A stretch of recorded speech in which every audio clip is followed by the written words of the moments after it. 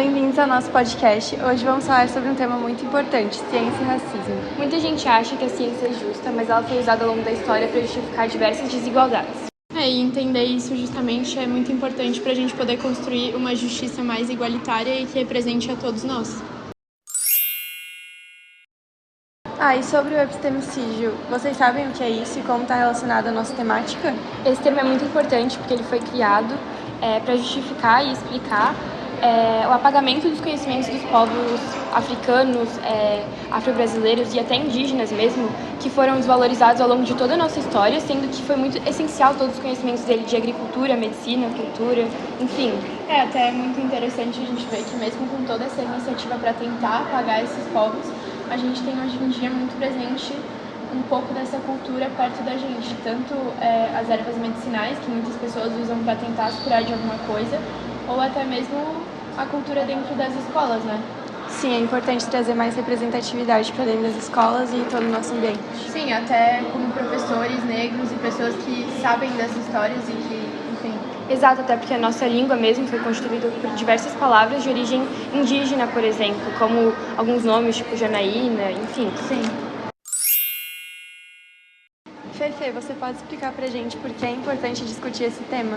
Claro, a ciência muitas vezes ela foi usada para justificar ideias racistas, como no século XIX, que cientistas tentavam justificar essas ideias com a questão da raça superior. E isso mostra também que o conhecimento ele reflete muito sobre o contexto tanto social quanto político da época. Até por isso que é muito importante a gente estar sempre se perguntando quem que está produzindo esse conhecimento e por quê. Exato. Bom, e para finalizar o nosso podcast, é importante relembrar que a ciência e o racismo não são temas separados e que durante muito tempo a ciência ela foi usada para justificar preconceitos e desigualdades, mas nos dias de hoje é importante a gente usar esse conhecimento para incluir e valorizar as pessoas. E a gente trouxe uma entrevista com a Janaína Amadori, que adotou uma criança negra e que vai explicar um pouco de como que foi essa experiência.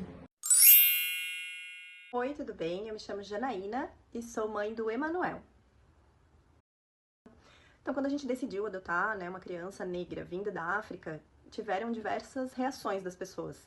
Algumas muito positivas, interessadas em saber sobre a história dele, sobre o processo, mas também tiveram outras reações de pessoas bem próximas a nós que ficaram muito preocupadas e, meu Deus, como vai ser uma criança negra em Blumenau, que tem um certo histórico e uma cultura mais racista, né, assim, e como que essa criança ia se desenvolver num ambiente onde só ele seria a criança negra, né? Sinceramente, a gente nunca se influenciou nem positivamente nem negativamente. A gente estava muito certo do que a gente queria para nossa família, né? Porque a adoção não é um ato de caridade, né? Para nós, a gente estava muito seguro de que a gente queria adotar. Eu diria que os principais desafios foi a preocupação, né? Por mais que a gente não dava muita bola, mas existe uma preocupação, né? De como que as pessoas iam recebê-lo, né? Quando a gente veio para o Brasil com ele, como é que seria a reação das próprias crianças, né? Como é que seria a reação das famílias, né? Se ele ia ser convidado para as festinhas, se as crianças iam querer ser amiga dele, enfim, mas assim, todas pré-ocupações. Criança mesmo, nem até a partir dos 7, 8 anos que começa a ter essa noção, né, da diferença de cor e tal, antes disso não fazem essa distinção, né? Então, pra gente ter uma ideia do quanto essa questão racial, ela é social, né? É algo que se aprende, esse olhar da diferença, né? Claro, existe a questão física, né? Mas o preconceito, eu diria que é uma coisa que a gente aprende, né?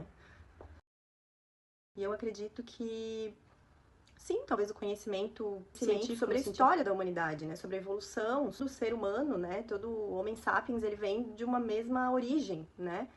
E assim, por questão de adaptação ao meio onde cada um dos seres humanos morava, o corpo físico foi se adaptando à realidade, às necessidades do ambiente, né? Então, por isso, brancos, né, e pretos e etc. Mas eu acho que tá mais de as pessoas aprenderem no seu convívio social de que as pessoas pretas, elas são inferiores. Eu acho que isso é muito mais esse aprendizado, essa coisa consciente de aprendizado do racismo, porque eu acho que a natureza é a gente entender que é todo mundo igual.